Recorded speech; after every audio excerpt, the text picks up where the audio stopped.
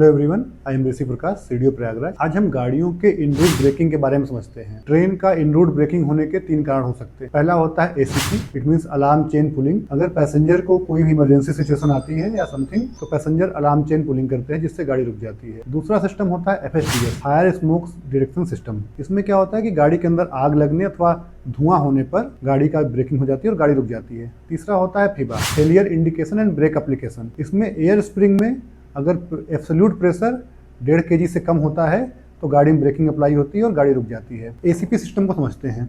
ACP system, अगर किसी passenger ने अलार्म चेन पुलिंग की है तो एग्जैक्टली उसी केबिन में वो जो अलार्म चेन पुलिंग का लीवर होता है वो नीचे आ जाता है, उसको वहीं से रीसेट करना होता है, रीसेटिंग की लगा करके एलएचबी कोचेस में। इन केस अगर कोच में बहुत ज्यादा भीड़ है और इन रूट गाड़ी डिटेन हो रही है, जहाँ पे कोच के अंदर जा करके उसको रीसेट कर पाना संभव नहीं है, उस केस में हम बायो टैंक और फुटरेस्ट के पास में पीईवी वॉल्व होता है, वहां से उसको आइसोलेट करके हम गाड़ी को चला सकते हैं। दूसरा केस होता है एफएसडीएस के एक्टिवेशन का। जब एफएसडीएस एक्टिवेट होता है तो कोच के अंदर अनाउंसमेंट होता है, बजर बजता है और एफएसडीएस के वॉल्व से हिसिंग साउंड आता है, जिससे हम पहचान सकते हैं कि वहां पे उस कोच में एफएसडीएस एक्टिवेट हुआ है।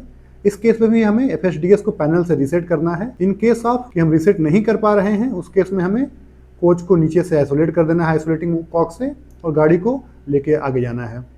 फीबा के केस में भी अगर फीबा एक्टिवेट हुआ है तो फीबा के इंडिकेटर होते हैं। एक कोच में हर इंडिविजुअल ट्रॉली के लिए इंडिविजुअल फीबा के पैनल होते हैं, तो एक कोच में 2 फीबा पैनल होता है, तो करस्पॉन्डिंग फीबा पैनल के करस्पॉन्डिंग एक फीबा इंडिकेटर होता है। अगर फीबा इंडिकेटर रेड हो गया है और फीबा पैनल से हिसिंग साउंड आ रही है, इट मीन्स कि गाड़ी में स्प्रिंग में एयर प्रेशर 1.5 kg से कम हो गया है या फिर फीबा के पैनल में कोई माल फंक्शनिंग हो रही है। उस केस में हमें गाड़ी के एयर स्प्रिंग को प्रॉपरली चेक करना है कि उसकी चार्जिंग इंश्योर करनी है। अगर गाड़ी की एयर स्प्रिंग चार्ज नहीं हो पाती है किसी कारणवश, तो फीबा को आइसोलेट करके गाड़ी को हमें 60 kmph से नेक्स्ट टीएक्सआर पॉइंट तक लेकर जाना है। ये तीनों सिस्टम ही सेफ्टी सिस्टम है और इनमें हमेशा ट्राई यही करना चाहिए कि ये तीनों सिस्टम वर्किंग में जाएं। इन केस हमें आइसोलेट करना पड़ रहा है तो उसको नेक्स्ट टीएक्सआर पॉइंट पे अवश्य दिखाएं, ताकि गाड़ी वर्किंग में जाए और आगे कोई भी सेफ्टी रिस्क हजार्ड ना हो। आइए अब इन सब सिस्टम को हम ट्रेन पे जाकर देखते हैं। एफएसडीएस की टेस्टिंग करते हैं। ये स्मोक पॉइंट है, जहाँ पे स्मोक देने के बाद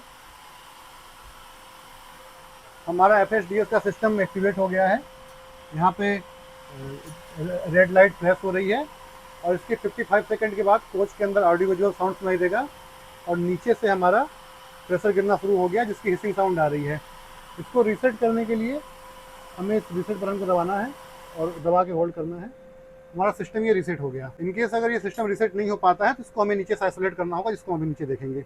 इन केस ऑफ हम लोग ऊपर से अगर एफएसडीएस को रीसेट नहीं कर पाते हैं तो हमें कोच के एनपीपी इंड पे आना है। एनपीपी इंड के डीवी पैनल के अपोजिट साइड पर अगर हम आते हैं तो हमें फीबा पैनल के जस्ट बगल में, जब आप नीचे देखेंगे तो यहाँ पर ये ब्रेक वाल्व है।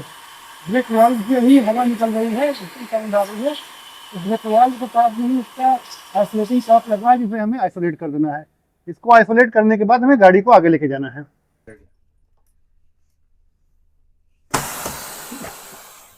जैसे ये सीपी करते हैं, यहाँ पे एक ये रेड लाइट ग्लो करती है और ये हैंडल नीचे आके रुक जाता है। अभी इसको रीसेट करने के लिए रीसेटिंग की को यहाँ पे लगा करके हमें इसको ऐसे रोटेट करना है। देन एसीपी रीसेट हो गई। एसीपी के आइसोलेटिंग कॉक को खोलने के लिए सबसे पहले जहाँ पे हिसिंग साउंड आ रही है वहाँ पे आना है। अदरवाइज हमें कोच के पीपी इंड पे आना है और डीवी पैनल के अपोजिट साइड में बायो टैंक और ट्रॉली के बीच में जहाँ पे फुट स्टेप होता है उसके नीचे से देखना है। तो यहाँ पे ये जो आवाज़ हो रही है इसके बगल में एक आइसोलेटिंग कॉक दिया हुआ है। इस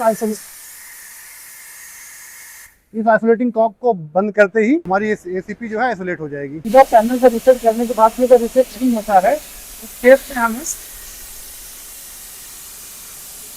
पैनल से जीपी से आने वाले 5 का कॉक लगा होता है, उससे घुमा के आइसोलेट करना है।